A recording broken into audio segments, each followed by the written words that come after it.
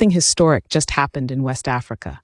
Mali, once a stronghold of French and UN military presence, has turned the page and signed what may be its most radical agreement in decades. An agreement not with the West, but with Russia.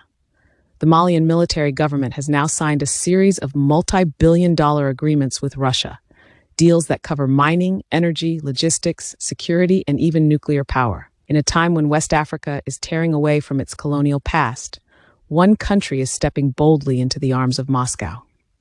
This move by Mali is massive and deeply symbolic. By signing multi-billion-dollar deals with Russia, the Malian military government is sending a clear message. The era of Western dominance in Francophone West Africa is over. These agreements span mining, energy, logistics, security, and even nuclear power, sectors once monopolized by French or Western interests. This isn't just about economics.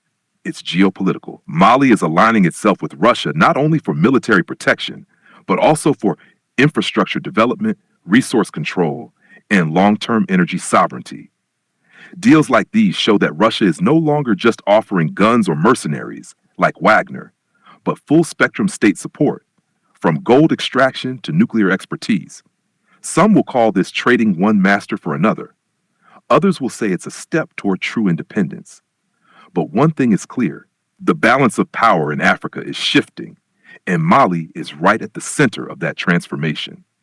The West may criticize it, but they had their chance, and Mali is now making moves on its own terms. This is not just diplomacy. This is resource nationalism on full display.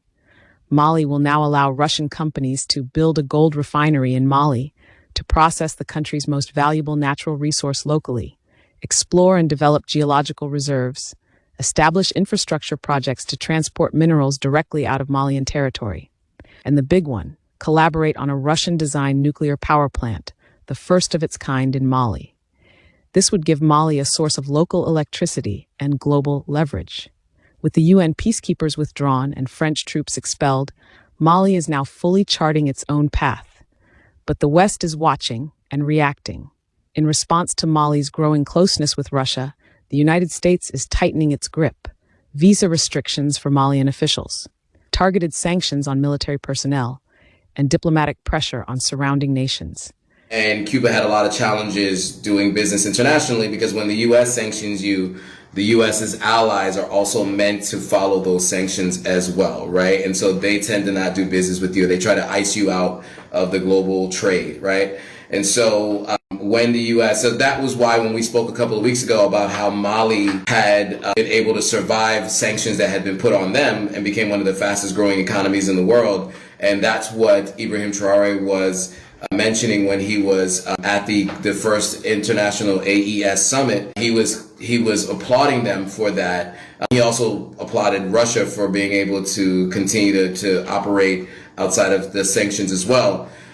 It is a very difficult thing to do, but if you can figure it out, it makes you less dependent on the West. And so, we want to see an independent Africa. And so I think if we see more of these sanctions and things like this continue to happen, hopefully we see Africa become more independent.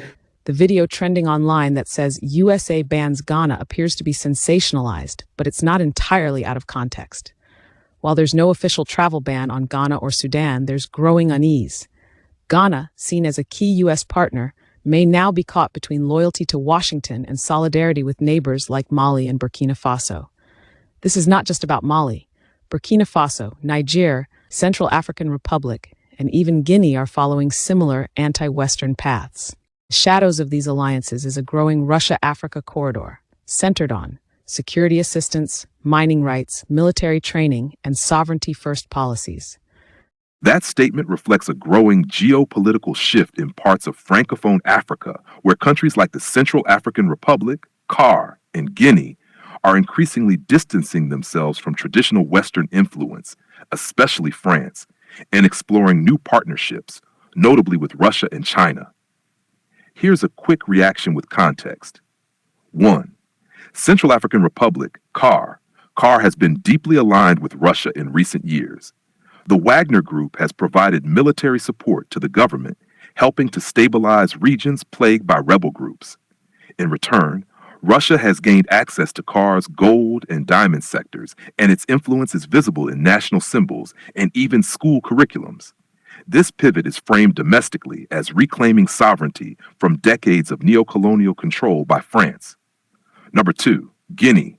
Since the 2021 coup that brought Colonel Mamadi Doumbouya to power, Guinea has increasingly embraced Pan-African rhetoric, criticized foreign interference, and taken stances aligned with Mali, Burkina Faso, and Niger. Guinea hasn't expelled French troops like its Sahelian neighbors, but it has fostered strong nationalistic policies and promoted resource nationalism over bauxite and other mining deals. The bigger picture. This is part of a wider anti-French, anti-Western wave spreading across Francophone Africa. These governments turning to alternative powers, Russia, China, Turkey, and even Iran, for military, economic, and diplomatic partnerships. At the heart of it is a popular desire for sovereignty, dignity, and self-determination, especially after decades of underdevelopment, coups, and Western-backed regimes. Final thought. While critics say these countries risk becoming dependent on new powers, supporters argue that breaking free from France's grip is a necessary step toward real independence. Either way, a new era of African geopolitics is unfolding, and it's not Western-led. Some call it independence. Others call it a new Cold War. Only this time, it's not just West versus East. It's Africa choosing for itself. But not everything is rosy. Nuclear power in an unstable region raises major safety concerns. A shift away from Western aid may leave Mali economically exposed. And as tensions grow, proxy conflicts could emerge in the Sahel. Already, Sudan is in flames, torn between competing global agendas. Could Mali be next?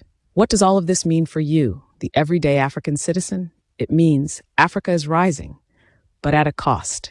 New partnerships must not repeat the mistakes of colonialism.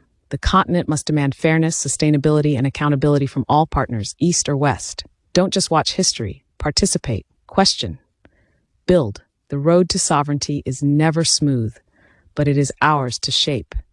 This is SEEAFRICATV, bringing you the truth behind the headlines.